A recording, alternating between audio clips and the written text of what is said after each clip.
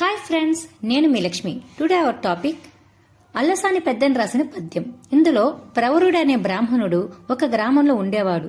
ఆ గ్రామానికి వచ్చిన మునులు యోగులను తన ఇంటికి పిలిచి ఆశ్రయం ఇచ్చేవాడు, భోజనం పెట్టేవాడు. అలా వచ్చిన ఒక ముని దగ్గర లేపనం పొందాడు. దానిని పాదాలకు రాసుకుని ఎక్కడికైనా వెళ్ళవచ్చు. అలా హిమాలయ పర్వతాలకు వెళ్ళాడు. అక్కడి అందాలను ఈ పద్యంలో వర్ణించడం జరిగింది. అటజని కాంచె భూమి సురుడంబర చుంబి శరశ్చరీ పటల ముహుర్ముహుర్లుట దబంగ తరంగ మృదంగ నిస్వరస్ఫుట నటనానుకూల పరిపుల్ల కలాప కలాపి జాలమున్ ఘటక చరత్కరేను కరగంపిత సాలము శీతశైలమున్. ప్రవరుడు హిమాలయాలకు వెళ్లి అక్కడ ఉన్న ప్రకృతి అందాలను చూశాడు.